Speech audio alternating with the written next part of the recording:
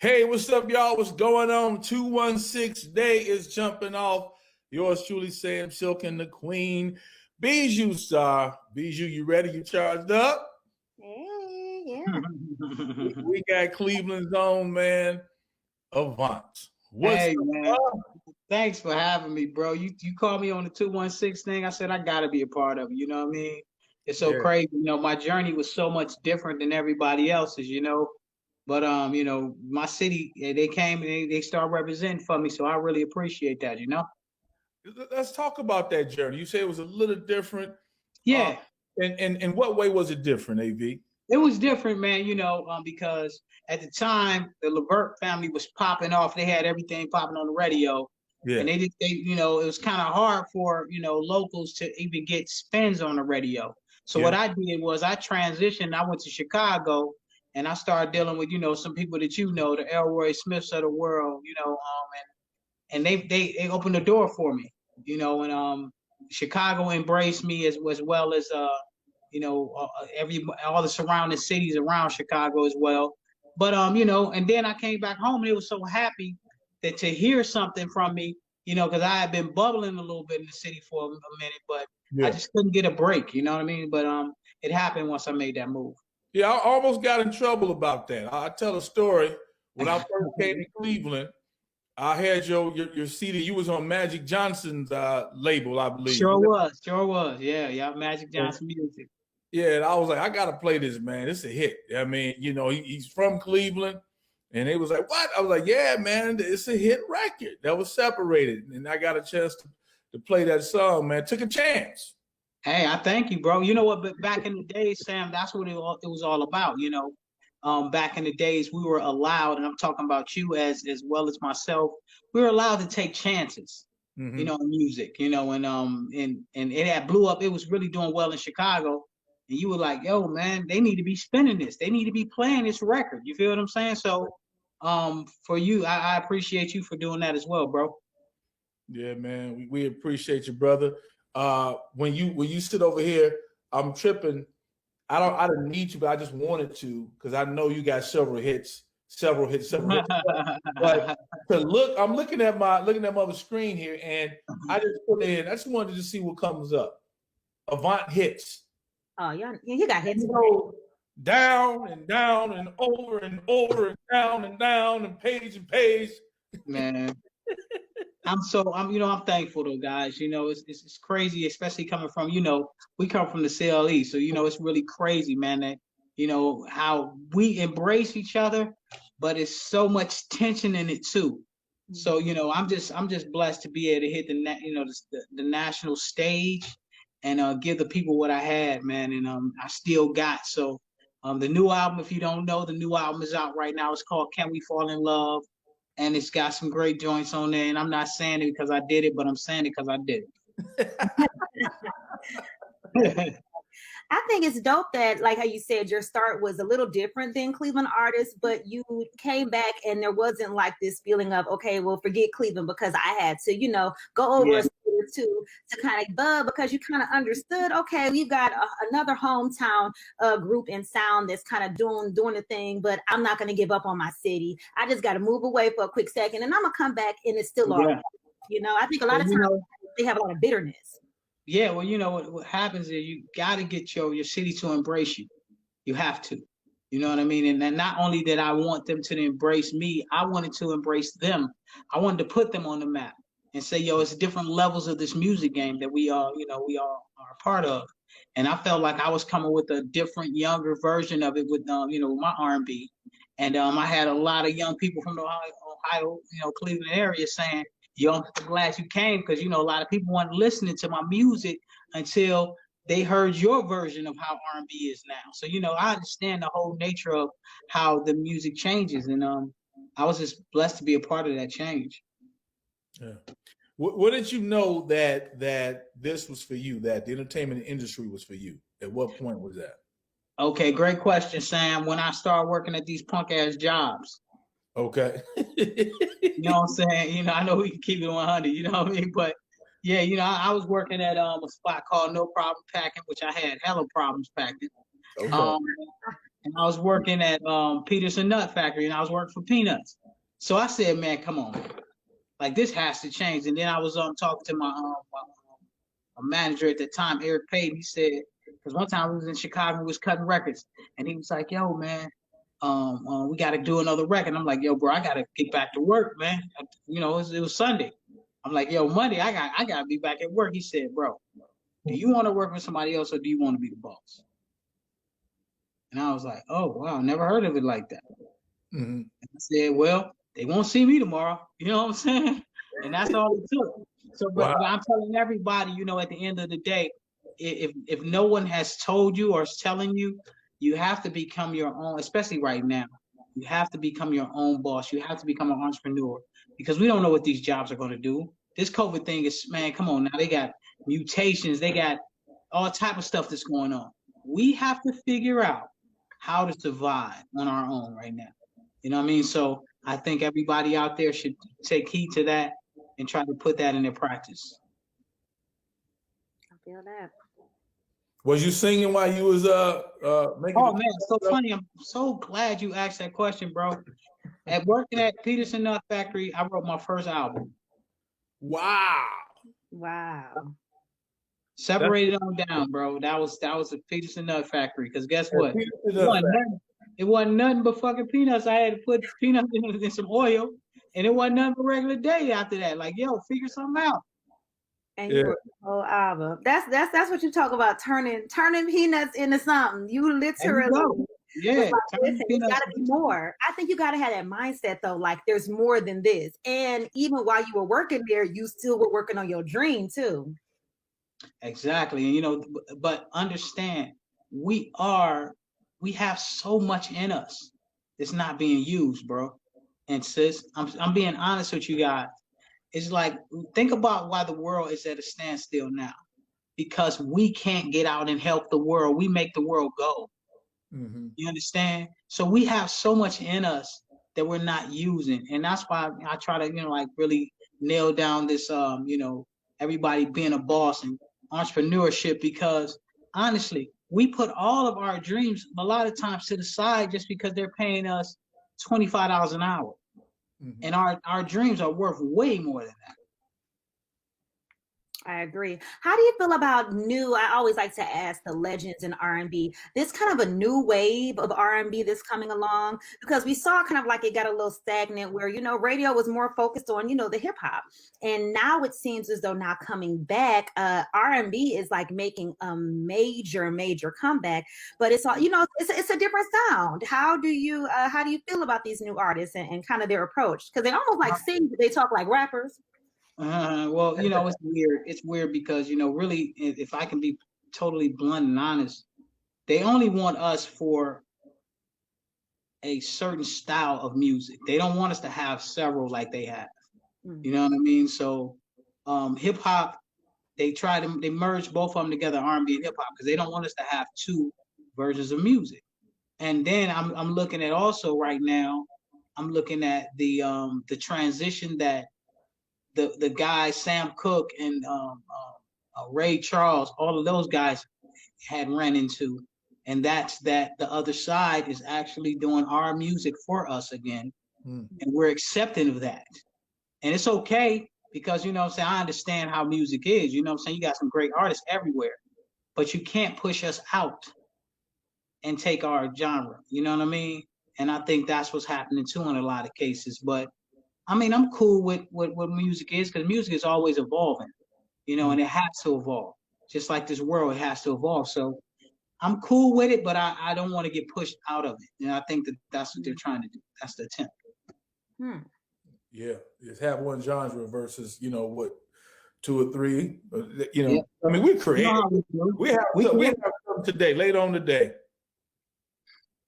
You know what I mean? You know. What'd you say? I said we have something later on today. We'll come out with something else. That's how we do it. You know, we are the creative people. We are the creative people. But the problem is, with our creativity, we don't master it. So what they do is they grab our creativity and they master it, and they say, hey, yeah, y'all might have came up with it, but y'all didn't put the paperwork to it. So now we own it. The ownership. I was just getting ready to say that. And when you said Sam Cooke, that made me think of that, because Sam Cooke was revolutionary, because he owned his masters. He had the business, and he was taking it to a different level than what a lot of the other R&B artists were doing at his time, and a lot of people didn't get it. It's the business side, because we don't make decisions if we're not the ones collecting and spinning the paper. You see what I'm saying? Like, you know what, B, for real, honestly, it starts in school though. You know what I mean? You got to think about it. Where in our high schools in America, period, do they teach us business planning? Where? You know what I'm saying? How to pay taxes and things of that nature. Where do they teach us that at? Nowhere. You understand? So we're doomed from day one once we get in the game. Because guess what? I don't know fucking Uncle Tom. I don't know him. Sam. What do you know? Uncle Sam. I'm sorry, Uncle Sam. I don't know him. So who am I paying? I don't know who the fuck to pay. So I'm gonna spend all of this, and then you find yourself in a hole. Now you got to work yourself out of the hole, and you have to learn how to navigate the world now, for sure, because you don't want to fall into this hole again. Yeah. So we're man, bro. It's rough for us, man. Yeah, and speaking of that, man, let's talk about the longevity. You're still there. So you've had the ups to downs. You had this record label, now this record label. Yeah. Let me just be real. This station play it, that station don't. You talked about it. Right. But yet you're still on top. How did you do that? How do you continue to do that? Well, you know what, Sam, to be honest, man, it's all about keeping God first. Yep. And learning. And every day. People don't understand you have to learn every day. And you can't think that you know everything. It's because it's a new way they're bringing it up. Like it's a new, it's new ways. My daughter, she's 8 years old. She teaching me stuff. I'm like, yo, I know everything an 8-year-old know. No, I don't. That's what I thought. You know what I mean? So when they bring that on, you try to do old school division. That ain't working, bro. That ain't working. God is so crazy in here. But that again, it's different ways it's being taught.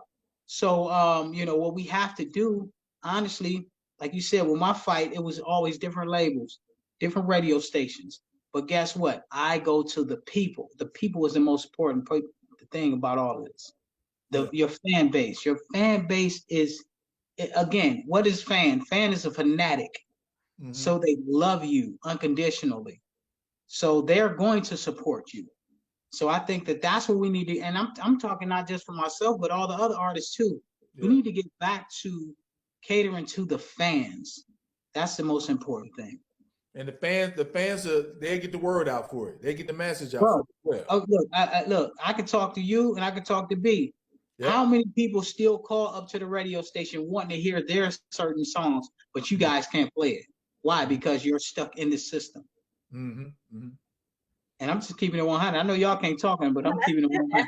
Hey, I'm 1,000. I keep it real. You know that. Me, you talk about this all the time. But I know, what I'm saying? We get on here, it's supposed to be, here's the real thing, though. They know that now. Let's be real. Yeah. They know that. So, you know what I'm saying? But again, those fans will continue to get their word out, and we'll get the masses to have to, play it. But it's crazy that this was all based, everything about music was based on satisfying the fans. It should have been. That's what I thought it was. Until you get in the industry and you find out, oh man, bro. It's so many layers. It's so many layers to this game. Yeah. And so what advice would you give to a lot of artists here around the country that's watching, as well as here in Cleveland? They're sitting there, they want to hear from Avant. AV, what do I do? I'm trying to get my son. I was at a spot yesterday, man. Cat came up to me like, yo, Silk, man, let me email you now so I can get my songs out there. I'm trying to do ABCD. So let them hear from you. Okay. Now you have to get out of the old school mindset. Right now, the game is streaming. You need to get on the web, and you need to make yourself known on the web, because that's where people just go. When they listen to your record, you get paid straight off top, straight to your pockets. So to me, that's, I love radio, and I still would support radio as long as they support me. But the truth of the matter is you have to get into streaming. Man, people are getting rich just because people just tapping on and listening to your records. So to me, that would be my new way to change the generation of how music is being listened to right now. Yeah, that's real. And that would be what YouTube, Spotify, all the platforms, anything. All the platforms. You put your record on there, and you do you get on IG or whatever, and you make yourself known. What you got to do now is they stop working for you, which is fine. You start to work for yourself. You start to build this brand. It's your brand. It's however far you want to take it. It's your brand. Are music videos still relevant? Back in the day, everybody They are because people still stream music videos. Okay. So yeah, they are. They're not like it was when we were. And then again, it could be, Sam, because you got the younger cats. They still shooting videos, but I don't see them because I don't follow the young cats like that. But my son do. You know what I'm saying? So I had to ask him one day. I'm like, yo, how do you go to find music, man? What do you do? He like, yo, I go either on YouTube or I go to Apple, Apple Music. Right there. And I'm like, oh, okay. So they have, like we went to BET and MTV. You know what I'm saying? Yeah. They have their ways to get music as well. So it's just, again, it's another way of attacking something, man, and we have to learn because we are not old heads. So we got to figure it out, bro. But I'll say, would you not say it's a bit, not to say easier, but the access is just so much better than it was when you were coming in? Because like you said, you literally had to go holler at the the radio people directly. Now, like you said, you blow up at your house from the internet. Yeah, well, you know what? Honestly, what you're saying, B, is extreme. I don't want to say easier because a lot of people think that, yo, I got a hot record and everybody's going to like me instantly. If you haven't done that IG work and that Facebook work, that get your face out there, because that's one thing I can say about the record companies. They did give us a platform. They put us on a platform in front of millions and billions of people. It's hard to do that from your household unless, some people have done it. Don't get me wrong. But, it's very hard to get that in front of that type of audience every day. So, for some, it's much easier. For some, they're going to catch hell. Right. Yeah. How has recording been for you during COVID? Man, I've been in a writer's block. I ain't gonna lie to you, bro. I've been in a writer's block because it's just so much going on, bro. When you talk about you can't go see family members and you're hearing all these people that died off. It's like, man, what in the heck? You know what I mean? It's kind of hard to stay in a good mood to create vibes. You know what I mean? But this too much pass. It shall pass. Yeah. You gotta understand that it shall pass. But where is the Bonnet Man though, man? I gotta see the Bonnet Man. Hey man, I was looking for that. No, he's in the closet right now, but I got. Well, don't bring him out. No, why would you say that? See, he goes. No, the reason I told him, I said, if he really want to change the game for real, that's going. And then like I was telling you, we had a couple of ideas that he could do, but yeah, the Bonnet Man is something special because guess what? This thing ain't going nowhere, man. People are going online to look at things every day. Yeah. I posted him one time with the Bonnet Man on my page, and he had like 5,000 views. Yeah. Yep, that Bonnet Man. Bonnet Man is funny. That's what I make a run, man. But look, keep doing what you do, bro, man. You hold it down in the city. You know what I'm saying?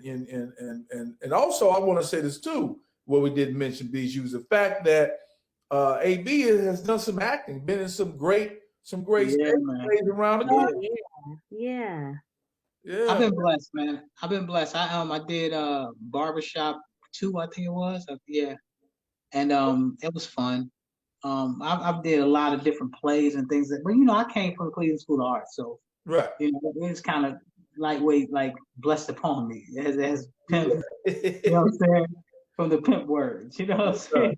But I enjoy it because I was talking to one great actress and she was telling me whenever the lights are on, you shine the brightest. So that's the goal. Every time the lights are on, we must shine the brightest. Because guess what? You, myself, Miss BU Star, we have something to tell the people, and the people hold on to it. This is the thing. We cannot stir them the wrong way, or we're gonna end up with some Donald Trump shit. Well, I pray God keep my mind. There it is. There it is. So that we can continue steering correctly. Right. That's right. You got to. I mean, you got to think about it. How well do it feel when you know you put some good information out there every day?